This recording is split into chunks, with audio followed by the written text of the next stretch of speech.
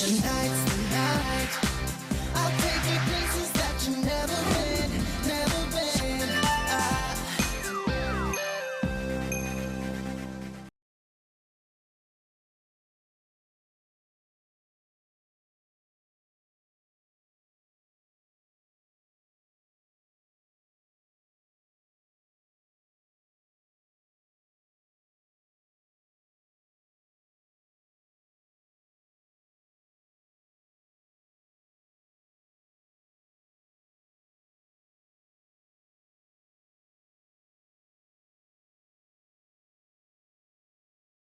안녕하세요. EBS 온라인 입시 설명회를 여러분과 함께하게 된 국어영역 장재혁입니다.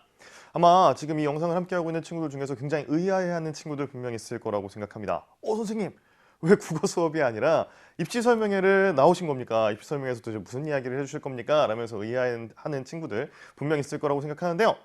제가 오늘 여러분에게 굉장히 중요한 정보, 여러분이 가지고 있는 고민들 혹은 걱정거리들을 조금이나마 줄여줄 수 있는 정보가 있을까 고민하다가 가지고 왔습니다. 도대체 선생님 왜 여러분들 입시와 관련된 이야기를 이렇게 중요하게 얘기해 주기 위해서 나왔느냐? 일단 선생님이요. 여러분이 알고 있기로는 EBS에서 국어 영역을 가르치고 있는 선생님으로 알고 있겠지만 저는요, 제가 근무하고 있는 학교에서요, 이미 2011년부터 2020년까지 무려 딱 10년이네요. 딱 10년간 고등학교 3학년 담임을 했습니다. 그리고 입시와 관련된 업무를 전반을 관장을 했거든요. 그래서 누구보다도 수험생들과 많은 이야기를 나눴고, 그리고 수험생들이 가지고 있는 고민을 누구보다 잘 알고 있다고 생각합니다. 그래서 여러분이 가지고 있는 궁금증과 그리고 걱정거리를 오늘 제가 조금이나마 덜어드리도록 하겠습니다. 아마 많은 친구들이 입시와 관련해서 고민하는 것 중에 하나가 있을 겁니다. 대학으로 가는 길이 너무너무 많다라는 거죠. 실제로 우리 친구들이 대학 가는 길이 무엇이 있는지를 막 검색해보고 자료를 찾아보게 되면요, 그게 수시 모집과 정시 모집으로 나뉘게 되고, 그 다음에 수시 모집만 해도요, 학생부 교과 전형, 학생부 종합 전형, 논술 전형, 실기 전형, 정시 모집 같은 경우는 가나 다군 도대체 어디에다가 원서를 써야 되는가 막 고민이 될 겁니다.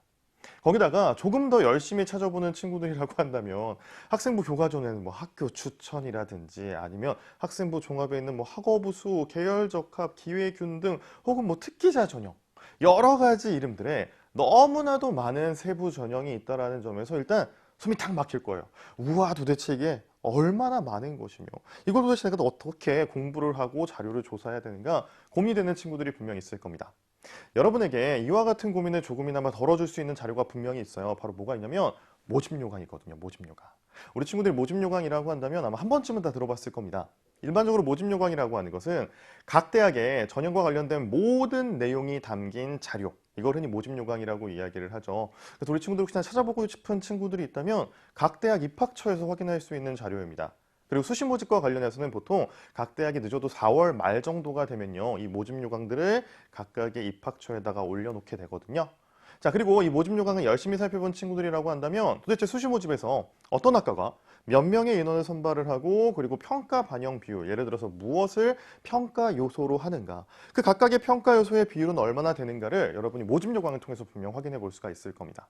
근데 우리 친구들 혹시 이 모집 요강을요, 선생님 그럼 직접 제가 입학처를 찾아가야 됩니까? 아니죠. 여러분 공부할 시간도 부족한데 언제 입학처를 가겠어요? 여러분이 검색창에다가 내가 궁금한 특정 대학의 입학처를 검색을 하시고요, 그 입학처 홈페이지에 들어가시게 되면 일반적으로 공지사항이라고 하는 메뉴에 이 모집 요강이 올라가 있습니다. 그래서 모집 요강은 여러분이 반드시 확인을 하고 수시 모집에 원서를 내는 것이 중요하다는 생각이 들어요. 그러면 제가 이런 이야기를 했을 때 우리 친구들 중에서는 혹시 의심을 갖는 친구들이 분명히 있을 겁니다. 어떤 의심을 갖느냐? 선생님, 모집 요강이라고 하는 건 누구에게나 공개된 거잖아요. 그리고 가장 기본이 되는, 기초가 되는 자료가 들어가 있는 거잖아요. 그렇기 때문에 저만의 전략을 세운다, 혹은 나만 알고 있는 꿀팁이라고 할 수는 없는 거 아닙니까? 우리 친구들이 사실 기본이 된다, 기초가 된다라고 이야기하면 흔히 하는 생각이 별로 중요하지 않네 라고 생각하게 되거든요. 하지만 그렇지 않다라는 이야기를 오늘 제가 여러분과 함께 하고자 합니다. 이 모집 요강이라고 하는 것은요, 기본이 되고 기초가 되기 때문에 그래서 더 중요하다라고 할 수가 있어요. 우리 친구들이 반드시 꼼꼼히 모집 요강을 분석을 하고 실제로 입시 전략을 짜주는 게 정말 정말 정말 정말 중요하다는 겁니다. 이게 선생님이 진짜 10년간의 경험을 통해서 알게 된 거거든요. 반드시 기억해 줬으면 좋겠어요. 그럼 우리 친구들이 그럼 여기에서 또 다른 궁금증이 생길 겁니다. 선생님 그러면 이 모집 요강이라고 하는 건 어떻게 활용해야 됩니까? 라고 하는 궁금증이 생길 거예요. 우리 아까 수시 모집 요강은 4월 말경에 올라온다라고 이야기했죠. 우리 친구들이 흔히 수시 모집 요강이라고 하는 걸 머릿속에 떠올리게 되면 수많은 정보들이 너무너무 다양해. 그 수많은 정보들을 내가 도대체 어떤 것을 취사 선택해야 되는지 궁금해하는 친구들이 분명 있을 겁니다. 복잡하고 어렵다라는 측면에서 펼쳐는 놨는데 혹은 다운로드는 받아놨는데 무엇을 봐야 되는지 모르겠다라는 친구들이 분명 있을 거거든요. 자, 지금부터 이런 고민을 가지고 있는 친구들 제가 이야기하는 거 잘 집중해 주시면 됩니다. 자, 수시 모집 요강 어떻게 활용해야 될 것인가? 크게 두 가지입니다. 모집 요강 속에는요, 디테일과 변화가 숨어 있습니다. 여러분이 디테일과 변화에 초점을 맞춘다면 모집 요강을 100% 이상 활용해낼 수 있을 거란 생각이 들어요. 자, 그러면 수시 모집 요강 관련해서 제가 여러분에게 꼭 해주고 싶은 이야기는 이 중에서도 디테일에 조금 더 중요도를 놓고 살펴봐 줬으면 좋겠다라는 겁니다. 절대 변화가 중요하지 않다는 거 아니에요. 모집 요강에서는 디테일과 변화 모두 중요한데 수시 모집 요강에서는 디테일에 조금 더 주목해 줬으면 좋겠다는 겁니다. 자, 디테일에 주목하게 되는 경우엔 어떤 좋은 점이 있을 수 있는가? 지금부터 선생님이 이야기해 줄게요. 2020학년도 대입 고려대학교 실제 수시 합격 사례를 여러분에게 알려드리면서 디테일이 이만큼 중요하다는 이야기를 해보도록 할게요. 자, 2020학년도에 고려대학교 수시 모집의 모집 요강을 살펴보게 되면요, 역시 여러분이 예상하고 있는 것처럼 각각의 전형들이 어떤 특징을 가지고 있으며 모집 시기, 그 다음에 어떤 일정을 가지고 진행이 되는지, 모집 인원은 몇 명인지에 대한 상세한 정보들이 나와 있었습니다.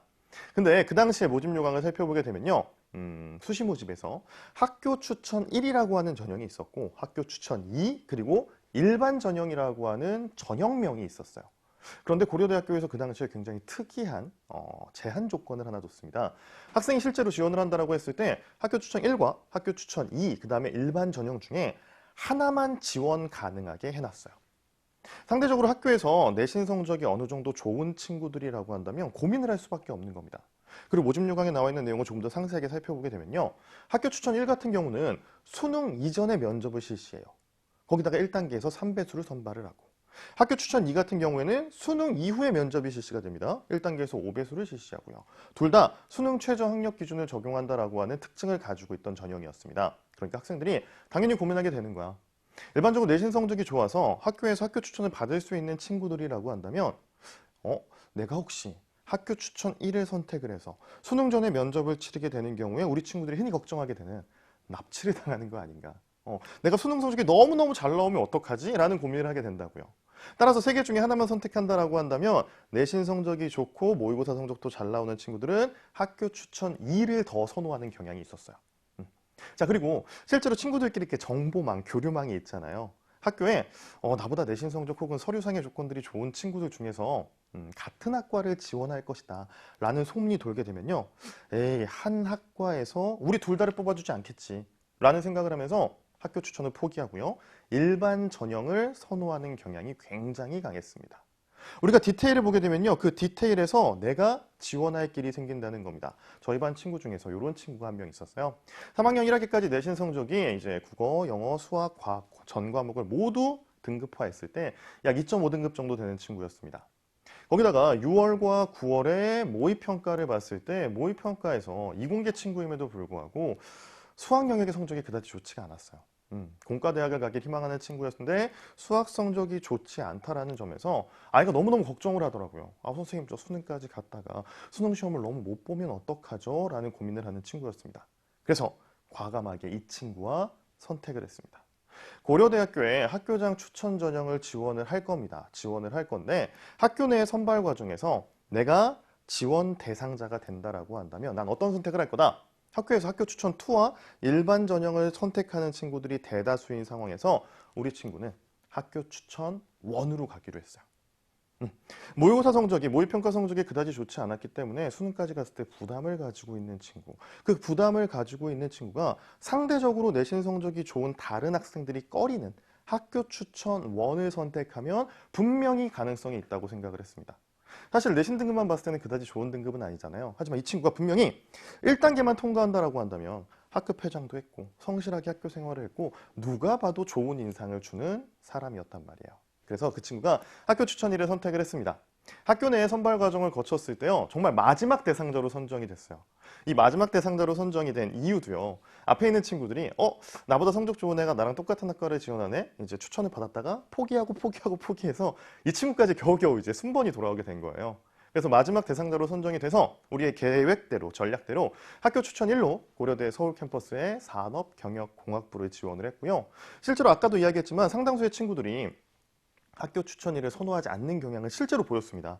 최종 경쟁률이 6명을 선발하는데 총 19명이 지원을 했고요. 최종 경쟁률 3.17대 1. 1단계에서 3배수를 뽑는다고 이야기를 했죠. 1단계 통과를 하고요. 면접까지 가서 고려대 산업경영공학부에 1차 충원 합격이 됐다고요. 상당수의 친구들은 그냥 학교 추천이 다른 친구들도 선택을 하니까 나도 그렇게 가야지. 학교 추천 2가 아니라면 일반 전형으로 가야지. 근데 남들이 생각하지 않는 그 디테일 속에 학교 추천 1이라고 하는 전형 속에 내가 대학 갈 수 있는 길이 펼쳐져 있던 겁니다. 이처럼 모집 요강을 꼼꼼하게 분석하는 것이 정말 중요하다는 거예요. 어디까지나 제가 여러분에게 말씀드린 이 사례는요, 과거의 사례입니다. 그럼 지금 현재 입시를 준비하는 우리 친구들은 무엇을 어떻게 대비해 나가야 되느냐? 여러분은요, 모집 요강을 살펴보면서요, 모집 요강에 일반적으로 작년과 달라진 점을 일목요연하게 정리해 놓은 부분이 있습니다. 그 부분을 좀 꼼꼼하게 살펴봐 주시면서 단순하게 그 내용을 암기하고 혹은 알고 넘어가는 것이 아니라 수험생들은 이와 같은 내용을 보면서 과연 어떤 선택을 할까? 이전과는 다른 선택으로 무엇을 하게 될까를 여러분이 한번 추측해 보세요. 그럼 분명히 여러분에게 길이 열릴 수가 있습니다. 혹 내가 모집 요강을 보는데 지금 선생님이 이야기한 것처럼 작년과 달라진 점이라고 하는 장이 없어요. 그렇다고 한다면 여러분 이전 연도에 작년 수시 모집 요강도 학교 입학처 홈페이지에서 확인할 수가 있거든요. 둘을 같이 놓고 대조해 가면서 무엇이 달라졌는지를 살펴봐 주는 것도 매우 좋을 것 같습니다. 이처럼 차이점, 그 디테일 속에 길이 숨어 있다는 생각을 꼭 해줬으면 좋겠어요. 자, 그리고 달라진 점 중에서 여러분이 좀 더 초점을 맞춰야 될 부분이 무엇인지를 이야기해 줄게요. 일단 단계별 전형 일정이 혹시 변하는지 살펴봐 주세요.